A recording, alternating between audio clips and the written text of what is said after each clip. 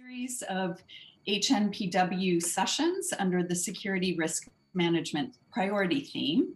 As you can see, a number of organizations have collaborated to host these themes about security risk management, which is co-hosted by the Global Interagency Security Forum.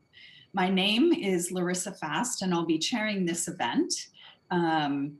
I'll be summarizing some research on acceptance and access, which I did together with some colleagues in 2010 and 2011. And you'll see some links to that research in the chat, as well as to what we call the acceptance toolkit more specifically.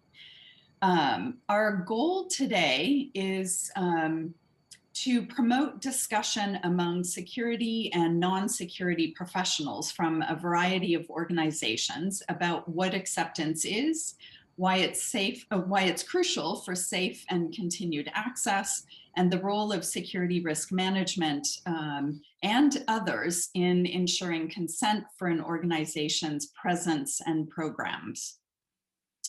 So we have a set of fantastic speakers on our panel who will provide a diverse set of perspectives on acceptance and access, and I'll introduce them momentarily. So one thing, I invite you to introduce yourself in the chat and address your messages to everyone so that we can see. But I'm also a little curious to know who's in our audience. So we have a poll which you should see coming up on your screens. And that will ask you to sort of self-identify what kind of, what role you have within your organization. So when that comes up, just go ahead and answer that, and then we'll come back to that later. So again, first, some housekeeping. The event will last for 90 minutes. Toward the end of the session, there is an opportunity for Q&A as well as a short breakout. That's what we mean by it being an interactive event. So please do contribute your questions, and you can do that in the chat. And please do also stay to the end of the session, even if you choose not to join a breakout room. So we ask you to stay muted if you are, unless we ask you to unmute yourself. And just a note that the session will be recorded and will be shared with HNPW. You should turn your camera on if possible, especially in the breakout room. And for any technical questions or issues, please do reach out to GISF Production in the chat function. Okay, so do we have the results of the poll that we can share with everyone?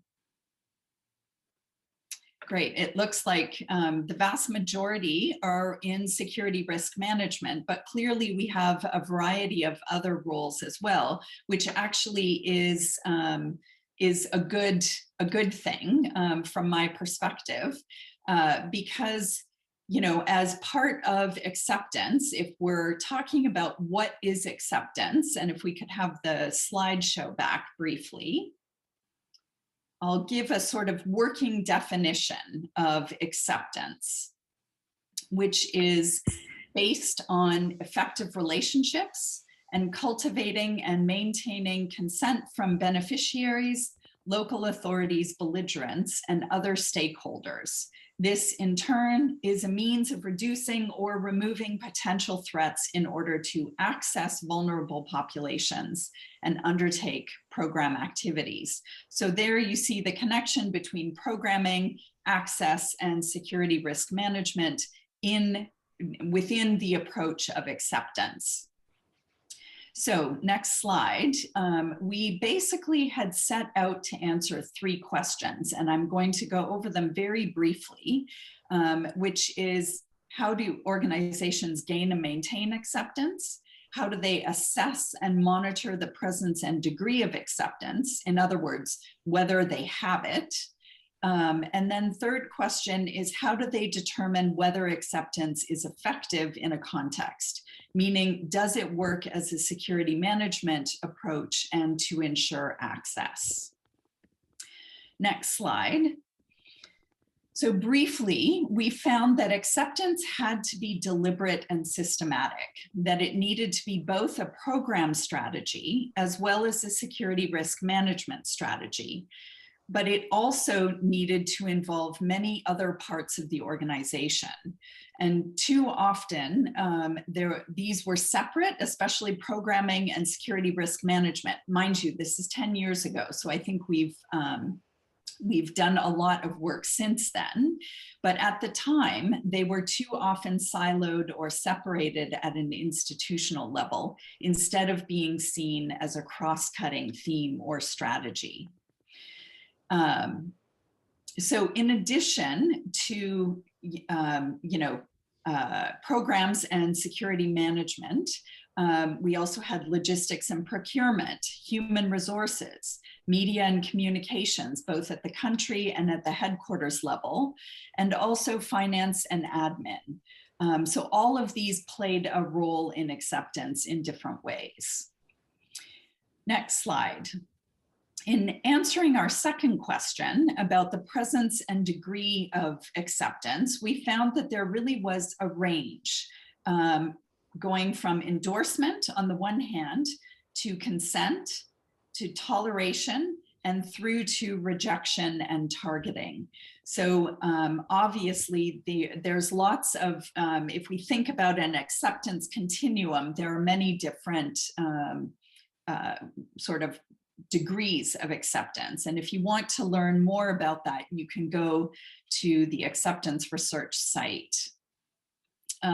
Organizations also did a lot to monitor, or they could do a lot to monitor acceptance, looking at gathering information. Often this was through community-based mechanisms, like complaint boxes or community engagement, and tracking that. So for the third question, we looked at the question of effectiveness. How do we know whether it's actually working as a security risk management approach? So here we divided our indicators into indicators of presence, and then what we called dual indicators, which would actually look at both the presence of acceptance and also its effectiveness. And those we divided into 4 categories: administrative indicators, programs and access, stakeholder participation, and community requests and action. And in terms of, excuse me, those indicators, dual indicators, we identified 5. Things like gaining access, again, to program areas or populations. And here we made a distinction between one-time access and safe and continued access, which is requires perhaps a greater degree of acceptance. Also things like stakeholders intervening to either prevent or resolve an incident. So in one instance that we learned of, an NGO vehicle came across a hostile demonstration in which a crowd was throwing stones at vehicles. But then someone among the demonstrators recognized the NGO vehicle, and then it was allowed to pass without further interference. So that's just one sort of example. But a lot has happened since the 10 years that we did our research on acceptance. And with that sort of laying the groundwork, the introduction of what acceptance is, I would like to now turn it over to our panelists. I'm going to ask them about what acceptance is like for their organizations. So I've asked them, we have a local, Josephine Alabi from a local organization. We have Penelope Kinch from CARE, And we have Antoine Grand from the Red Cross, and we have Vincent Van Belle from WFP.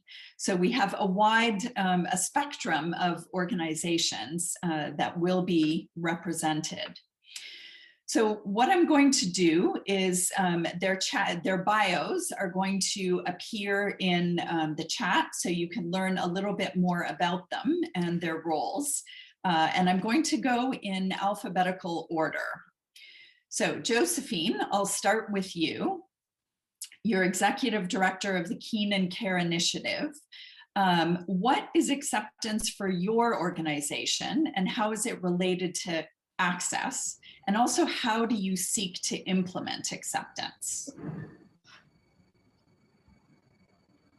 Yeah, thank you so much. Let me start by saying, to our own definition, in terms of the way we work in the communities, acceptance is a way of being sort of like allowed, accommodated into the community so that we can have a fruitful engagement. But there are some criteria before you can sort of like have the access. You know, you should be able to get the trust of the community for you to have any engagement. There should be source of like a sense of ownership, you know, for you to like actually work with them. And in anything you're doing, you need to carry the community along. So when they kind of, and then there's kind of, even if you don't understand the language, you know, you have someone in the community, or maybe like you are not just walking alone, maybe like you have with the religious groups, you have the faith-based group, you have other groups in the community that you are entering, and then you have access once you are working with the women, you know, the groups generally, and they understand what you're doing in terms of anything you actually bring to the community, because they see it as their own, and they will really want the project to be fruitful, because you're not just doing it alone, you're carrying them along, and it's very important for the community. Yeah. Great, thank you. I will turn next to to Antoine. So to tell us about what acceptance is for the Red Cross, for the Icrc, and how it's related to access, and how you seek to implement it. Okay. Thank you, Larissa. I mean, yes, indeed, for like the rest of the humanitarian sector, acceptance is one of the key pillars of Icrc security management model. It differs maybe from in the granularity from one organization to the rest, but I think most of us have this as a pillar of a security management system. And we've had it for quite some time. And the main objective is, of course, access and security on one hand, and on the other hand is also good programming. To be able to do good programming and really efficient programming, you also need to have the trust and acceptance of the beneficiaries, of the communities, of the civil society in general. So it's not exclusively the people who carry arms, and that may impact our security. The rationale is obvious for everyone. Even though we may have a mandate from the Geneva Conventions or from a Security Council resolution, for instance, the only way we cannot, as humanitarian organization, impose our activities, and the only weapons at our disposal somehow is persuasion, influence, and credibility. And being accepted by the parties, meaning it means that they need to understand who we are. This means that they trust us, and that also means that we can communicate with them, which is not always easy when it requires to go across a front line to be able to communicate with the other party. Acceptance can be tacit or explicit. It can be obtained directly or indirectly from the parties, and it can be expressed in written, but most of the time it's just expressed orally. And somehow in the Icrc model, acceptance is the operationalization of the basic humanitarian principle of neutrality, independence, and impartiality. Somehow we are accepted when the parties understand what is neutral, independent, and impartial humanitarian action.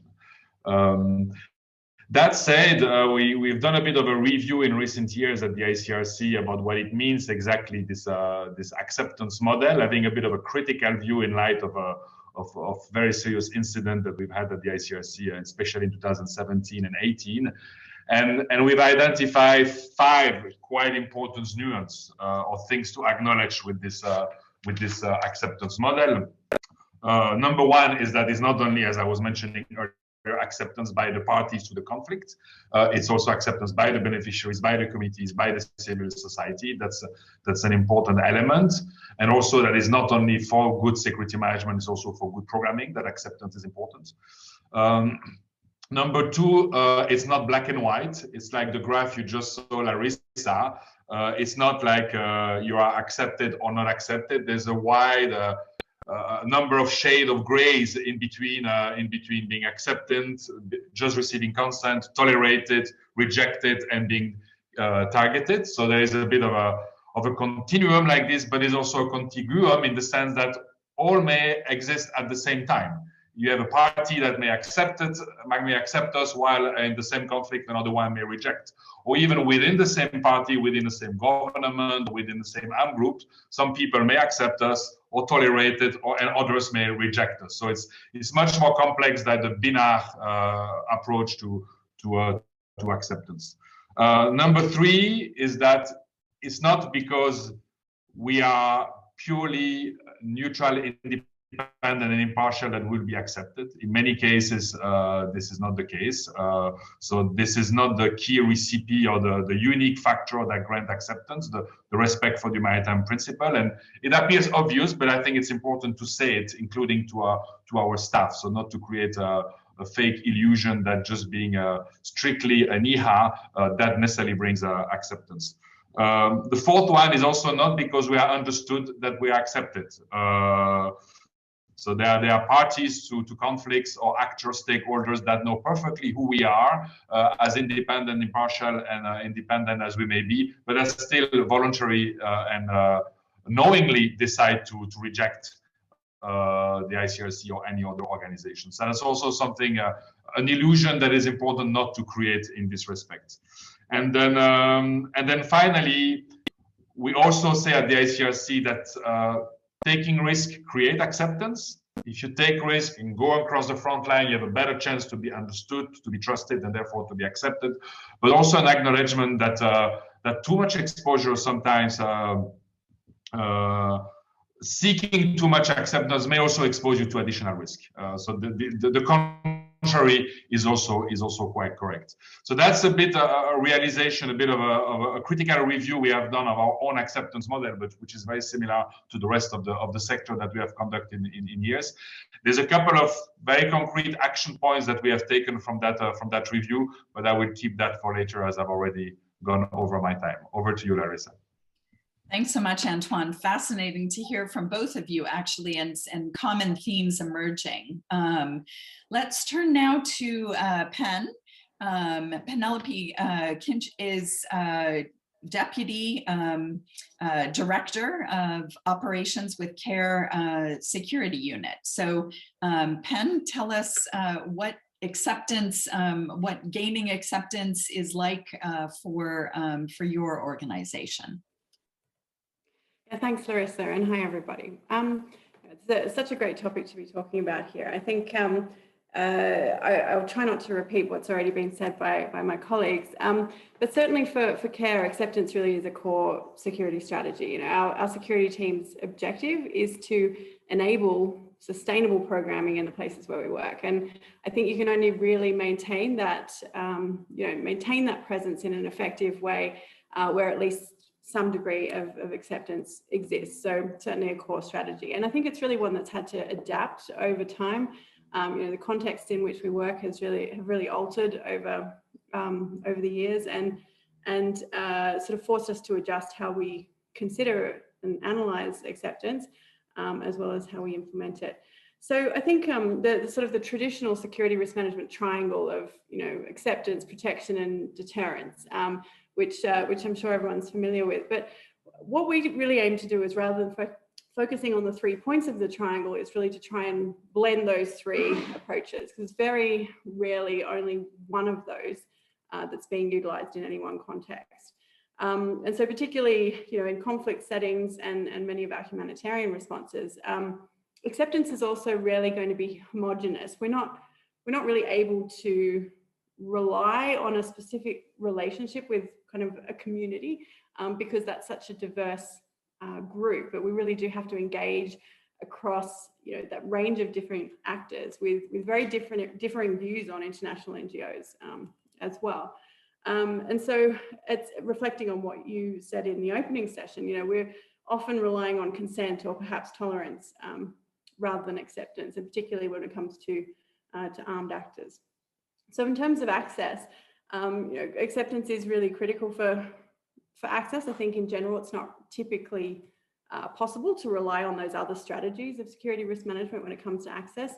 And that's also going to differ even across one operating context. If you look at Afghanistan, for example, in Kabul, in the capital city, we're going to rely very heavily on protection as a strategy because there's very limited scope for acceptance in a really diverse context such as that. But yeah, we'll rely primarily on acceptance in our program implementation areas. So we sort of really have to adapt based on that context. And so in terms of implementing that, I think one of the challenges which you also touched on is that, it's very hard to gauge success in terms of acceptance because it's the absence of something. It tends to be effective when we're not experiencing security incidents in a challenging context, or perhaps where community acceptance and intervention might help us resolve a potentially dangerous situation or something like that, as you touched on. But in general, we can't rely on acceptance to sort of happen organically, although time and kind of long-term presence in an operating context often has a really important impact on how the organization is viewed. But we do have to still, actively plan for it, developing analysis around sort of stakeholder mapping, and sort of proactively develop an acceptance strategy, particularly in the higher risk context where we work, and also particularly critical in like a new operating area. If we're moving into a new province in Syria, for example, where nobody knows who CARE is, we haven't worked there before, it's particularly critical to outline what it is we're going to be facing in that context and understand what our strategy is going to be for building acceptance and what it's going to mean if we don't have it. Thanks, Larissa. Yeah, thanks very much. Again, I have lots of questions that I would love to ask, but we will hear next from Vincent Van Bella, who is the head of security and COVID-19 focal point for the World Food Program in Syria. So Vincent, over to you to talk about what acceptance is for a UN organization and how you seek to implement it. Thanks, Larissa. Coming after the 3 other speakers, I think everything's pretty much been said. Nevertheless, I'll try to give some insight in how we see it in the World Food Program, and taking us back to what you said all the way in the beginning. I do think that we've come a long way in the last 10 years. For WFP, the real articulation of the acceptance as also a security risk management approach probably doesn't date back 10 years. It probably dates back about 3 years, where we made it explicit, and we also made it explicit through the UN Security Management System, the SRM manual, etc. I think for WFP, acceptance is very many things, very many different things. It's a corporate approach. It's a programmatic strategy. It's an operational tool, and it's also at the very tactical level, it's also an SRM measure, and it's a measure that can prevent harm, and it's a measure that can mitigate harm. I think for us it's very important, and it's very important for all our security personnel in the WFP, is that we understand that it's very much driven by program. That we don't have these two parallel tracks whereby we are trying to enforce the acceptance into the SRM, and then that's also a programmatic strategy. The one actually, for us, ideally should follow the other, because in an ideal world, and I don't know if we've ever been there, but I think in some instances in the past, we were closer to that than now. In an ideal world, the program delivers the acceptance and we're fine, and we can all go home. And that's it. Now, of course, I think the role of security is to take into account the world that's not ideal. The world that is the one that we're implementing our programs in, where for us, acceptance becomes one of the main tools to keep us safe and secure and to gain sustained and unimpeded access to beneficiaries. But it also plays a role in the reverse side of access, where it comes together with elements such as conflict sensitivity and protection to ensure that our beneficiaries can also gain access to the assistance and the services that are there. So I think if we go a little bit into detail into how we then, what role we see for our security staff in our countries that we work in, it is especially about correctly gauging, recording, assessing what acceptance achieves in that very localized context for our security risk management approach. We can then, after we've done that, we try to see how we can complement acceptance by the other tools that we have in our toolbox. And Penelope said it rightly in the triangle, you know, the deterrence, the protection that we can put in place. And in the end, if when we've done that, I think the role that we see for us is to ascertain how we can further strengthen acceptance, which we can do in a few ways, in not many, but I think there is also a role for strict security there.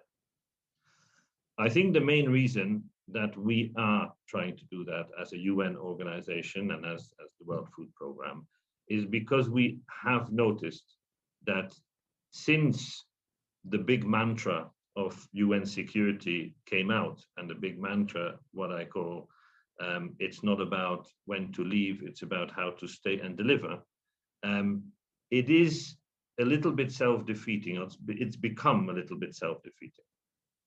Because we see that within the security triangle, in order to stay, we deter, and we very often we over-deter.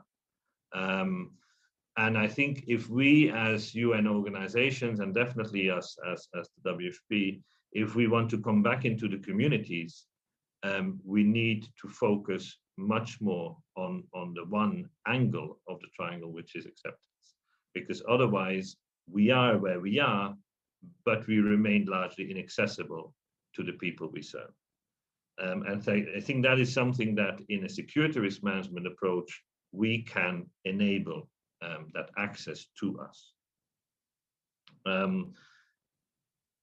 Practically speaking, one thing that I really want to highlight is what I see very often in a number of our operations or in a number of exchanges, is that we, and I see this also in other organizations, that we tend to forget sometimes the very, very important, these vital internal actions and agreements that we have to have within our organizations to implement acceptance. Very often we think of acceptance as going out into the community, we're going to go negotiate, we're going to go and wave the flag and things like that.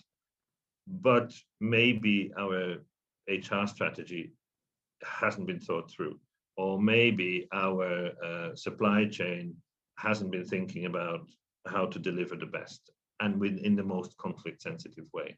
So I would wager to say that these internal actions are probably 80% of what we can do in gaining acceptance. And then after that, if you have them all in place, actually gaining the acceptance or maintaining the acceptance or increasing your acceptance within a community, with an armed actor, with a government or a robust government, as we call them now, is almost automatic, because you will have done the right things before. But it's the things before, I think, that often are forgotten. So I'm going to stop there. Well, actually, you've provided me with a very neat segue into my next question. And for this one, we'll go reverse alphabetical order. So Vincent, this one is back to you to maybe continue with, to talk a little bit more about how you work with your colleagues to gain that internal acceptance as you, what are those internal actions and how do you work with your colleagues across your organization to ensure acceptance and access? That's great. So I'm segueing into myself. It's almost like I knew it. So I think we distinguish a bit. So I think we need to work, as we are a UN organization and we are working within an HCT context, a country team context, the UN context. I think we have actions that we have colleagues that we work with inside the WFP, and then you have the ones that we work with outside of the organization. I think what's hugely important for us as security personnel and as security risk managers is to intimately understand the program from A to Z, how it is being designed, how the needs have been assessed, how the operational plans, the concepts of operations has been worked out, etc., etc., etc. If we don't understand, if we, to some level, I would say, if we don't co-design it, then it will be very hard for us to come up with some kind of, mitigation or prevention actions based on acceptance après coup. So that's I think the first step. Secondly, and I can't stress this enough, and I think it's been highlighted in other GISF sessions here in the HNPW, is the enormous importance of accurate context analysis. Context analysis that is accurate in the location towards the time, but also takes into account the specific risk profile of who you are. What I'm seeing all too often, especially in the UN, are security risk analysis reports that, let's say, they're about the UN, or they are about a certain area, but they do not necessarily pertain to me. We see it often, and I know there's a few people in the audience that I see who are in integrated missions of the UN. We see this often in integrated missions where the diversification of the risk profiles is not there, and you will end up with a one-size-fits-all and a one-size-fits-nobody. So this analysis is hugely important, but you have to make sure that your own organization, your own operation, your own action is at the middle of that analysis, so that you are looking out instead of looking in. What I've also found very important in terms both of analysis and in terms of understanding the program is to, what would I say, hybridize or whatever, the conflict sensitivity element, where we are now we're trying to also do this, for instance, here in Syria currently, where we are trying to ensure that if the programs have a conflict sensitivity element in them, in their design already, that it's security who's also going to feed into that. And in that sense, you get to a kind of a new triangle or a different triangle, which is more a triangle of security protection and conflict sensitivity, where in fact your program design becomes a security programming design almost.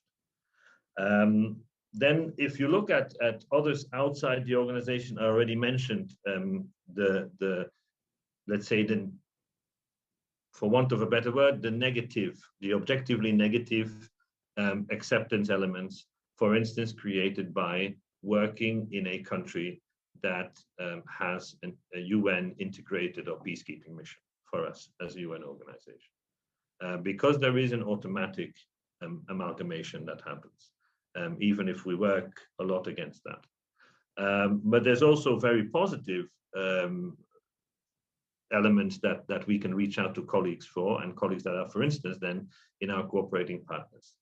And that's it's very important to realize that in the whole discussion around acceptance for the UN security management system is the first time since the system was set up that the system takes into account subsidiary activity. Never before were cooperating partners taken into account in UN security management system, planning, response, or whatever. In acceptance, we must, because if you look at the World Food Programme, for instance, if we would not work through cooperating partners, we wouldn't be doing very much. We are implementing the large majority of our programs through partners, both from a capacity building point of view, from a conflict sensitivity point of view, from many points of view, is the best way forward. So we have to take that into account into our security management, risk management approach. I'll stop there. I think you're going to stop me, so I'll stop there. Great, thanks so much, Vincent. Yeah, really fascinating to hear about acceptance from a UN perspective. Just a reminder, if you have any questions that are coming up as you're listening to our speakers, please post them in the chat and we'll get to them after we have our Q&A or during our Q&A. So Pen, over to you. How do you work with your colleagues? Thanks, Larissa. I think Vincent's already brought up some excellent points there, and I think the obvious one is around working with program. I won't dwell too much on that. Those teams are always going to be really important in our strategies, and that integration into the full sort of program cycle. So obviously super important. But I think one of the bits that sometimes gets overlooked a little bit around that is the program quality and some of the post-program activities as well, to understand how our programs are actually really being perceived in the communities where we work and the implications that might have for staff safety. And I think, as you reflected on at the beginning as well, even if you write up that very positive end of the continuum, you can lose that very, very quickly with some negative program quality implications. But I think, a couple of the other avenues where we really work to integrate across the organization our acceptance conversations, I'd probably touch on three areas briefly. One is really at the leadership level, and I think that in general, most of our field staff, our country program staff, have a fairly strong understanding of what acceptance actually means, and that might have a very different perspective at the sort of executive level within the organization. So it's really important that we're having these conversations at a strategic level, as well as that very operational and tactical, and particularly understanding what acceptance means in terms of security risk management, where we do have it, where we don't have it, and what that might mean in terms of our sort of risk thresholds as an organization, to build into our organizational strategy. I think that without having those conversations, it might not be clear why it's very different for us in terms of our risk profile to work in a new area of a conflict country where we might not have operated before.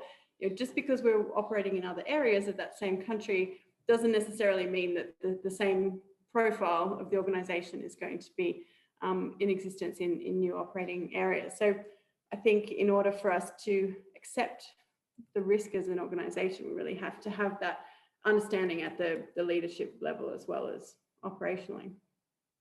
I think another thing that we try to do is ensure that our security training for staff really incorporates an understanding of acceptance as well, whether that's at the level of international staff doing hostile environment training, all the way through to field level staff who are doing our, national staff version of HEAT, our staff readiness training. Right across the spectrum of our different training curricula, we really try to make sure that we focus on not just what acceptance means, but how to communicate about care, about who we are, what we do, what's our mission, in a way that is easily understood by people who are outside of the sector. We're aware that INGO jargon can get a little heavy sometimes, but ways to explain what it is that the care does, in a way that people can understand, to help in sort of that negotiation and communication process, particularly when it comes to access. So in our training, we really do try to focus quite heavily on that.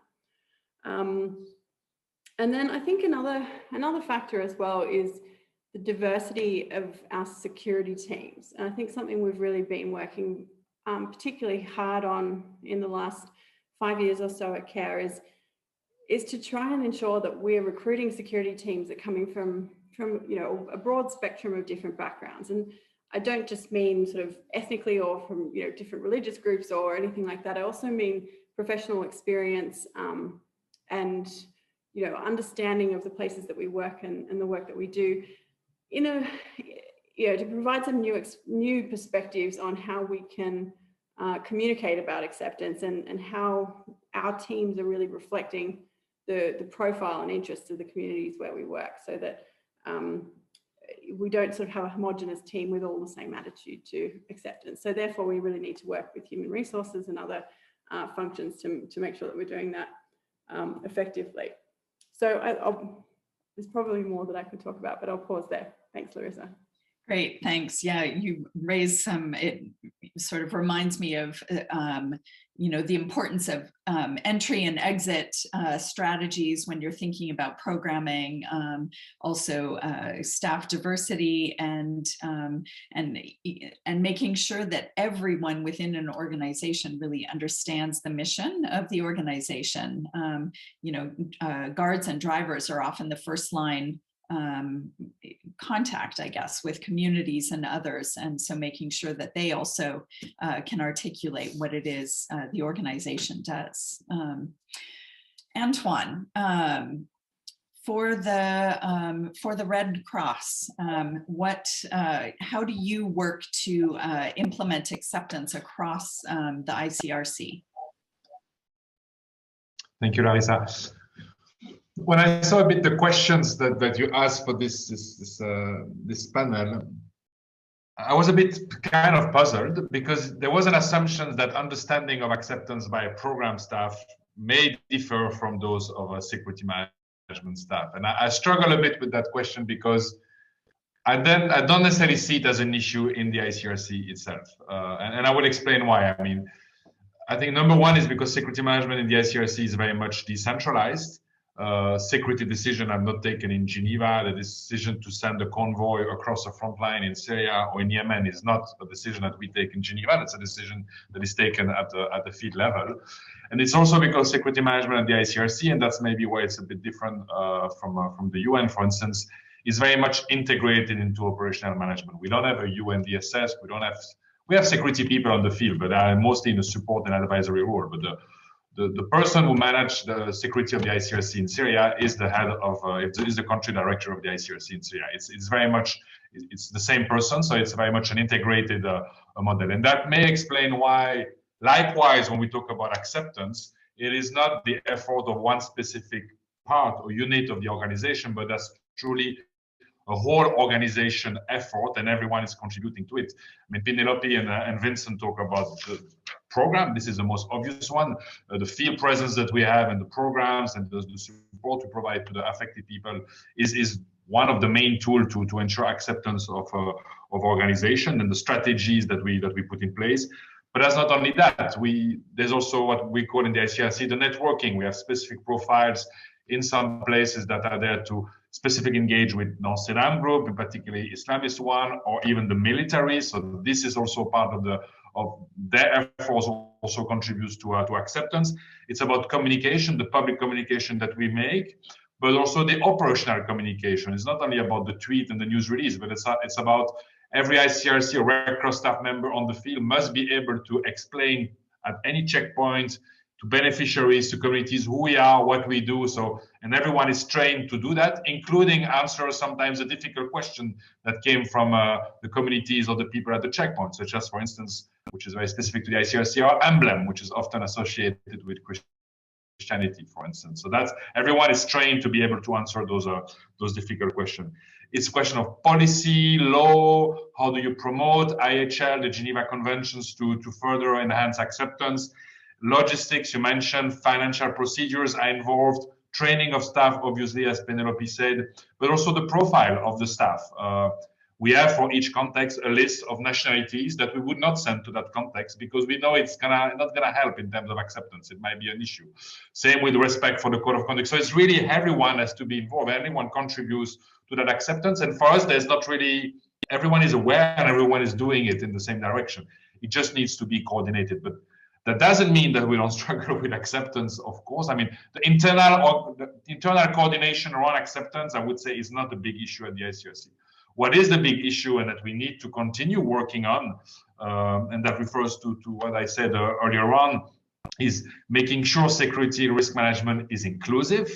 It's not only the security people, it has also be international staff, resident staff, everyone must be involved, and not only the managers, also everyone from the security guard all the way to the country director must be able to contribute to that.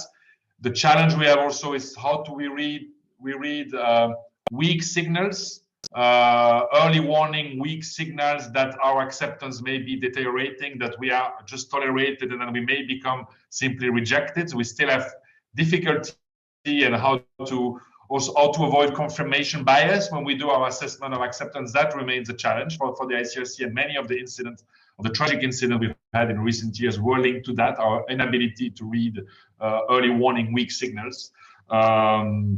And also something that is probably quite important is decision-making, oversight, roles and responsibility. Who makes the call that we are accepted, tolerated, or rejected? And who has a role and responsibility to make that call? Because it's a far-reaching operational decision. It may mean secret incident, or it may mean that we withdraw, we reduce our operation, and who exercise the oversight over the people. So what is the internal decision-making about whether we are accepted or not. So these are some of the aspects we are struggling with, we're working on when it comes to acceptance, but making sure everyone is going into that direction is not one of them. Very interesting. Yeah, again, in terms of some of the challenges that you face, even though you have a lot of those structures in place to make sure acceptance is integrated. So thanks for that. Josephine, over to you to talk about how you implement acceptance across Keenan Care. Thank you so much. First of all, we try to look at what the issue is, or anytime we want to do something. And we try to sit around the table. Look, it's a teamwork. We need to do it so well. So we need to look at each other's strengths and weaknesses so that we can back each other up, because it's very crucial. And issue of leadership skills among us, because anyone can lead when it gets to getting good results. So those are the kind of things we try to look at. And we need to strategize, then we re-strategize to get good results. And we try to, for instance, going to the community, we need to look at, for instance, in Nigeria, you know, we have so many tribes here, and we have more than 500 tribes, and we have 3 major languages. We have Yoruba, Hausa, and Igbo, and we speak Pidgin English language, not the normal English also. So you have to put your proper English aside when you are dealing with community, because you need to come down to their level.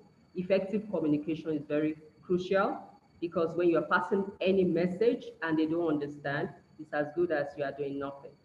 So we try to see who among us is very good at the language to actually speak effectively, and such a person can actually lead the communication team.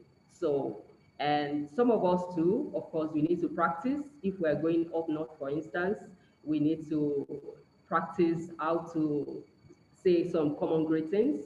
Of his south, we try to say the language. So, and you know, getting into the community, you need to see the chief or the community head, and we need to try to understand the culture too. You know, if the women need to cover their head, you know, wear some kind of long gown or so. Of course, I can't wear suits. So we have to understand their culture so that we're not breaking any rules for us to be accepted.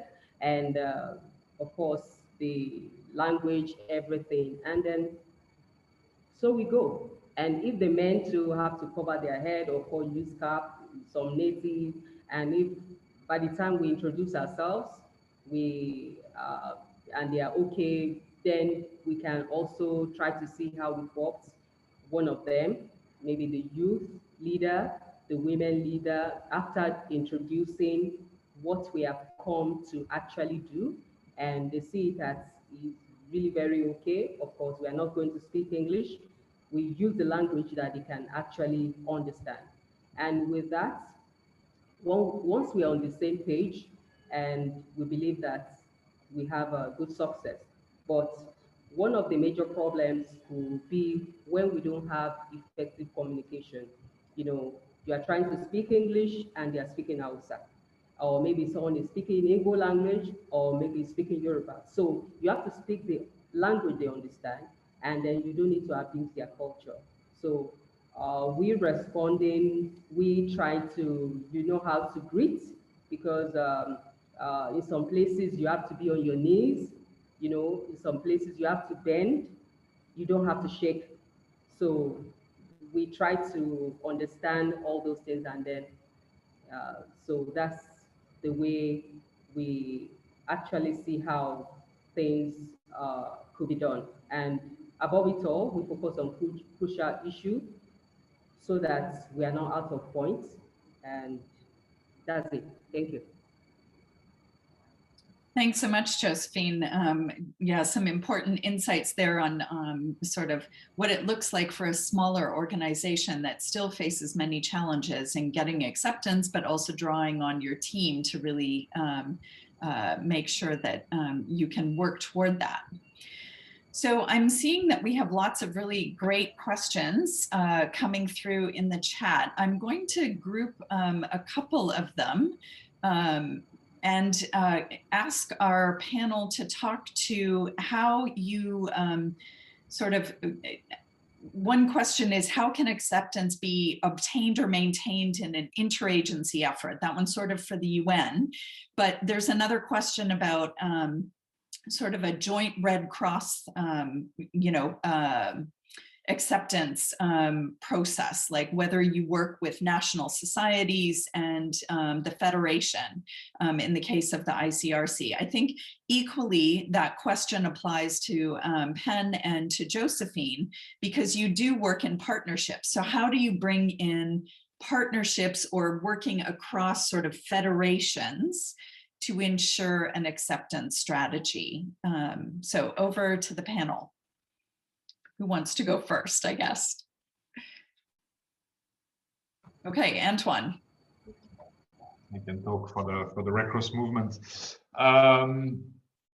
There is a joint framework to manage security and ensure acceptance for the entire Red Cross movement. We call it the Safer Access Framework that is applied at every national society, including the two international components, the Federation and the Icrc, are implementing with various level of granularity and sophistication, of course, depending on national society. We have 194 national society within the movement, and all are quite different and have different capacities. So that's the common framework that we have. It's a very simple and easy to use one, including at field level for the Red Cross and Red Crescent volunteers across the globe. That said, every organization of the Red Cross remains an independent one. And manage its security independently. That's the starting point. That says, in many contexts, we share the security management, where, for instance, in Afghanistan, it would be the Icrc that will cover the staff from the Federation or the staff from, for instance, Norwegian Red Cross present in Afghanistan in terms of security management. So we provide that service to our brothers and sisters from the Red Cross, Red Crescent movement. And then more importantly, it's extremely close coordination on the field level. When the ICRC is present in South Sudan or in Yemen, we work extremely closely with the Yemeni Red Crescent or the South Sudanese Red Cross programmatically, but also in trying to assess the acceptance. And more often than not, actually very often, the general acceptance of the Red Cross movement in general and the ICRC in particular is gained through the acceptance of the local Red Cross or the local Red Crescent societies. In a few occasions, it sometimes go the other way around, where we help again, the ICRC helps the national society have a better acceptance, but that's rather remains the exception. In the general terms, a great factor of our acceptance is our emblem that we share with the local Red Cross, and an emblem and name. So that's for us a key factor. So there is a bit of a framework, but it's a very general one. And then in each context, it will depends a bit on the context. We will not have the same level of coordination in Iran, for instance, where ICRC operations are very small compared to South Sudan, where our operations are quite large. And it also depends on one area of the country to the next. We at ICRC are mostly present in conflict areas. So in the other part of the country, which is not affected by conflict, it will be less relevant for us, but more relevant for the local Red Cross. So it's, as always, we say it depends on the context. So there is a framework, but how it implements into practice depends on each context. Great. Yeah, Josephine, go ahead. Okay, let me just say the way I understood the question. Local NGO, national NGO, and the INGO, the international NGOs, there's a way that they have a synergy of working together. So in every country, I believe you have the INGO working with the national NGO or the local NGO. And if there's anything to be done, of course, it's always through the national NGO or the local NGO. So it's bottom to top approach and top to bottom approach.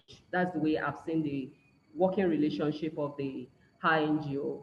And of course, for any community work, it's always with the local NGO, the INGO, and there's this way of working together, agreeing on what to do, disagreeing, and at the end of the day, you come to reach a compromise.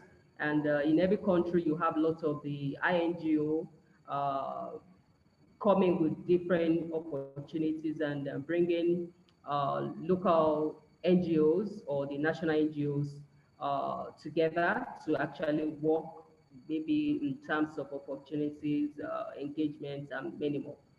And I would say there's a document that GISF has just published.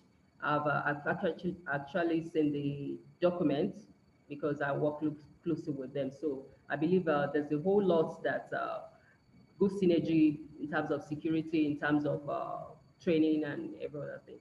Yeah, thank you. Yeah, and that's that's a good point. GISF has just recently released some materials for local organizations and security risk management. So resources on the GISF website. Vincent or Pen? Either of you? Vincent, go ahead. Yeah, I can maybe just on the question of acceptance in an interagency context. I think it's all about mandates and what you're actually doing. If I can see, for instance, how here in Syria, where I am now, or also in other contexts, if it is about very specific actions that are carried out in an interagency context, for instance, a cross-line mission together with the ICRC, UNHCR, etc., then obviously the acceptance work, the acceptance preparation, the the acceptance levels will be more or less the same for everybody on that mission. Of course, that's a bit of a simplistic example, because that's not what we do most of the time. It's actually very exceptional. But I think it is very important to seek alliances around same types of delivery and around same typologies of mandate. It is very difficult as an organization who largely provides general food assistance directly to the population to kind of amalgamate your acceptance level with an organization who would have, for instance, a mandate of visiting prisons in a general approach. I think that should be understood. I think the interagency acceptance, or the acceptance of the UN, for instance, as a whole, it also needs to be assessed over time and how it's evolved.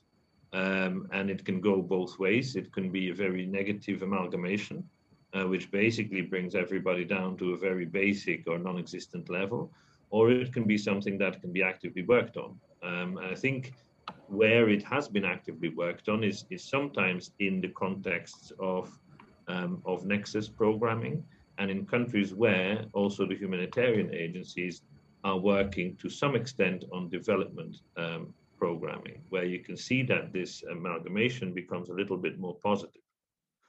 I think overall, and this is not only for acceptance, this is just simply also for programming and our whole interagency effort. I think a very, very clear conversation always needs to be had, and sometimes it is not had, I think. The conversation has to be, what do we want to do together, but also what do we prefer to do by ourselves. And it's not because we are the biggest or we are the most prominent in very many places that it would be necessarily driven by us. I think also many of the smaller partners will prefer sometimes going it alone, and I think that should be totally acceptable also in that same interagency context. Thank you. Great. Pen? Thanks. Yeah, just really briefly on this one, I think the point about partnerships and interagency efforts are a really interesting one. I think particularly as we move to sort of increasing work that's done through consortia, it becomes quite a complex conversation as well.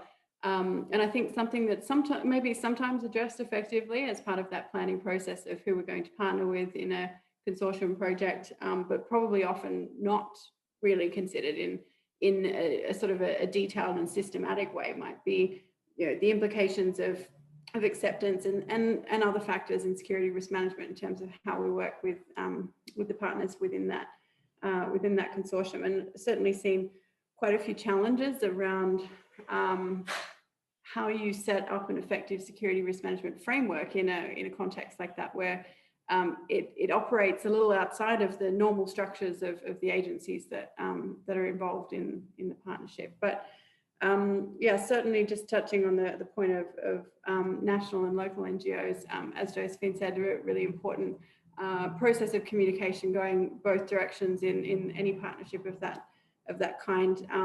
Often local and national NGOs are able to enjoy a higher level of acceptance than international NGOs might be able to be. But it's important that we're not in doing so we don't create a burden of risk on the local or national NGO. Simply because there's an assumption that it's safer for them to work in a particular context than for the international organisation. So I think that there needs to be some caution as well around planning in that to make sure that everybody's role is effective. Great. So I'm going to, again, group a couple of questions together. And if this time I'll ask you to be a little more brief, perhaps, even though these are really challenging and complex questions. But to speak a little bit to sort of perceptions and how your organization navigates sort of how you're perceived by various stakeholders when these are affected by external factors, or they might be affected by, governments, like you're working in an area that has a strong opposition presence, and yet you're also working to gain, access and acceptance from the government, and then from the population. So you're working on both sides. Yeah, maybe I'll just stop there. Any thoughts on how you navigate some of those challenges, also of distinction between your organization and others?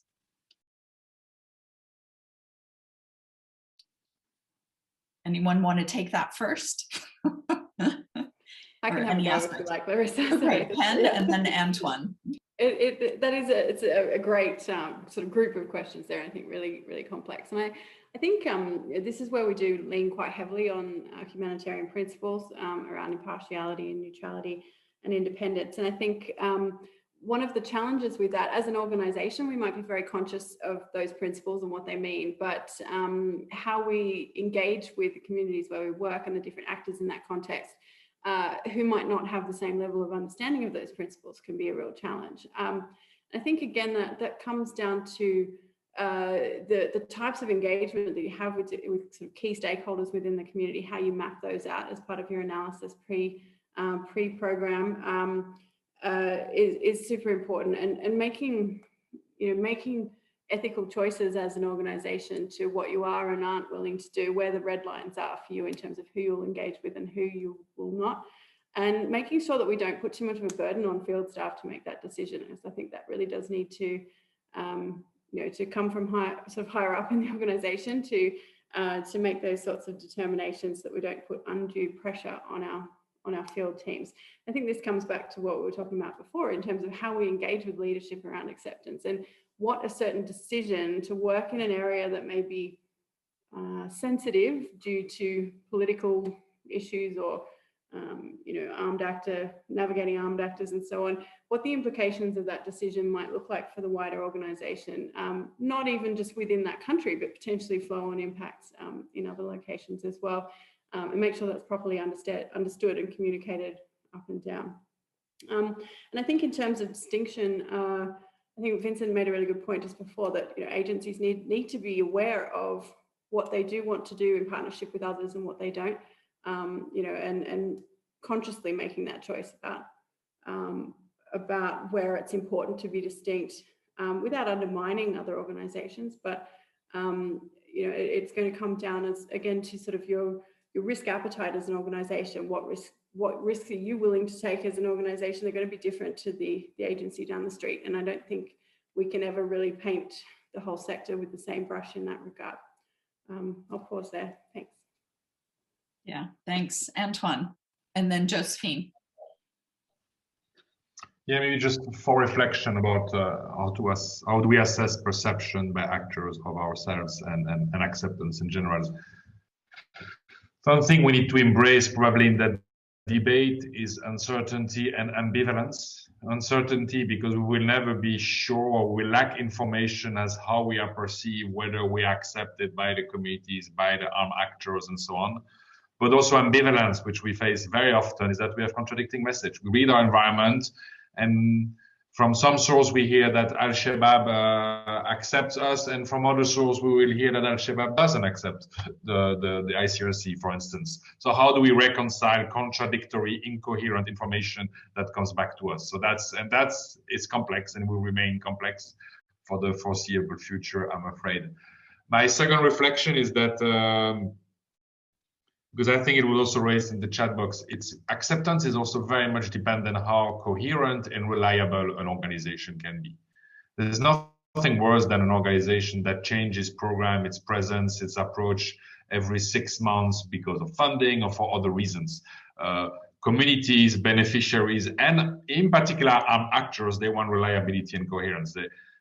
Soldiers, there's nothing that he hates more than surprises, especially coming from us humanitarian organization.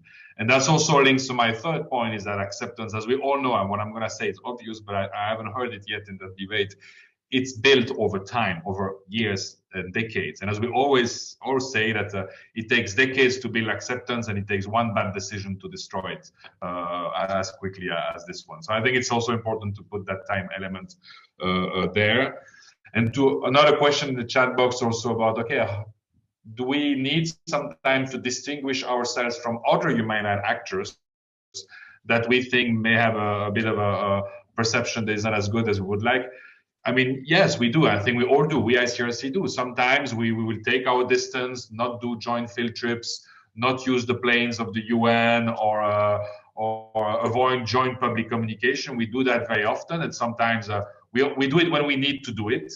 But what is important is that it's not because one organization takes the distance from another, and sometimes it may be the UN taking its distance from the Red Cross as well, is that we don't stop coordinate.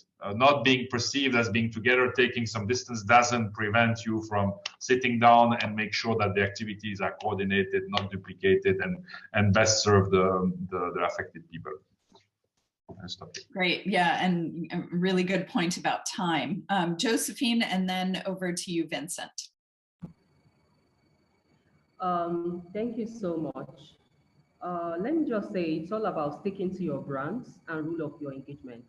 You know, it's not just that maybe you are talking about peace and security, and then you are wearing the band or maybe a t-shirt to actually show that you are supporters club of any football team, you know. So you need to really project what you're saying, because for instance, you might go into community with a t-shirt of a football club, and probably the team of some people there actually lost, and then you are not passing good message. So you just have to like wear your plain normal clothes, you know, and then be strategic, you know, because let me give you this instance. In some communities, they find out that some organizations do come to collect data and then they never get back to them. So for you to have access, you need to have a clean slate with the community or the communities. And once you go into a community, you need to carry them along, let them know there's this sense of belonging. Issue of ownership is very crucial to them. So once they know that what you're doing, they are part of it, you don't have problem with them. Not that you go into the community because you have a funding or you have a partner or whatever, you get information from them, you promise them things, and then you never get back. That will not work. So you just have to do the right thing. If you are going in there, then you involve them from the beginning to the end. I think that's very, very important. So the issue of okay, it's also good to actually work with other organizations, because for you to have a successful project or a meeting or anything you want to do, there are other CSOs, there are other FBOs, there are other religious groups, you know, that you need to actually relate with. And then you need to be very careful. Don't be seen as a political party agent or something. So how does your organization contribute to their set? Of course, like I said earlier, or maybe other speakers to have said, or we've been saying, you need to project what you say, project what you preach is very crucial. Thank you. Yeah, great point about the very small things that can actually very much affect very small things like what people are wearing that can affect perceptions and acceptance. Vincent, over to you. You're on mute, Vincent. Sorry. One would think that after a year of this, we figured it out, right? Just one point that I haven't heard yet, and I think it's really playing into acceptance is the fact that we find ourselves increasingly in conflicts that aren't fought by the people who are there. So we're finding ourselves in proxy conflicts, and we're also finding ourselves in various levels of working arrangements with what we would call robust governments, for want of a more aggressive word. I think in that context, a lot of work still needs to be done on assessing how our acceptance is politicized, and seeing how the influence of a conflict actor who isn't actually there where you're working, but who is controlling the environment entirely and affecting the context, how that also affects the acceptance, because you may have acceptance by the population if you can't do anything afterwards to reach them or for them to reach you, because of the fact that the organization or the context or the region has been politicized. Then I think there is a lot of work in terms of humanitarian diplomacy that needs to come into that. That's just my first point. And the second point, and I'll be a little bit cheeky, Larissa, I'll be very quick, but I saw an interesting question in the chat about what if acceptance fails. I don't think it does. I don't think it fails. I think if it fails, everything fails. It's not just acceptance. I think that's our most important point would be, we will never rely solely on acceptance. It's a part of the toolbox that you use, but it's one of the most important parts, of course. An example of where you could say it has failed is the fact that in the UN, 99% of kidnappings and hostage takings are national personnel and cooperating partners that are affected, not international staff working for the UN. Of those 99%, I would wager to say that 85% is carried out by the communities we serve, or by people from the communities and the beneficiaries we serve. So obviously you could say in that context that your acceptance has failed, but maybe in those cases there is an over-reliance on acceptance. So I think it's really imperative to see how that all the measures have to play together to keep staff safe, but also to be inside the communities. Thanks. Great, thanks. So I'm both aware of time, and we've had such a fantastic discussion, I think, that we've gone a little bit longer than we anticipated, but we're going to just put people into breakout groups for just a few minutes, and maybe just think about how, and talk in these groups about how you, your role, your actions, your identity influences your organization's acceptance. And so we'll put that question to you. Again, if you aren't, if you're unable to join the breakout room, please do join us for the last couple minutes for wrapping up our discussion. So join your breakout room when that is offered. Welcome back from your breakout rooms.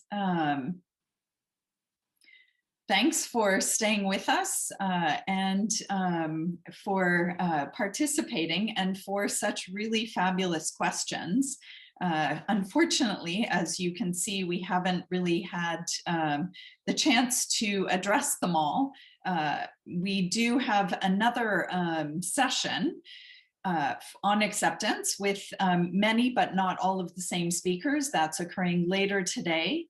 But what I would like to do now is just thank our speakers for sharing their insights and experience. Thanks also to GISF for their support in organizing and hosting this session.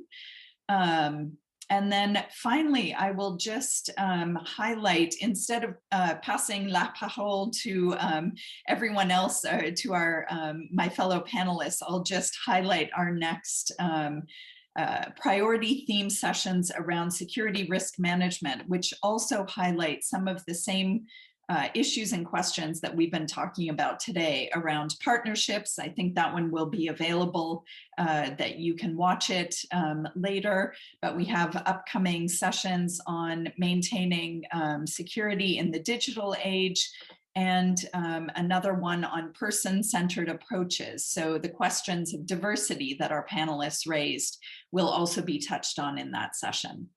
So thank you again for joining us, and thanks to our speakers for sharing your time and insight. And with that, I think we'll end. Many thanks to you, Larissa. Goodbye.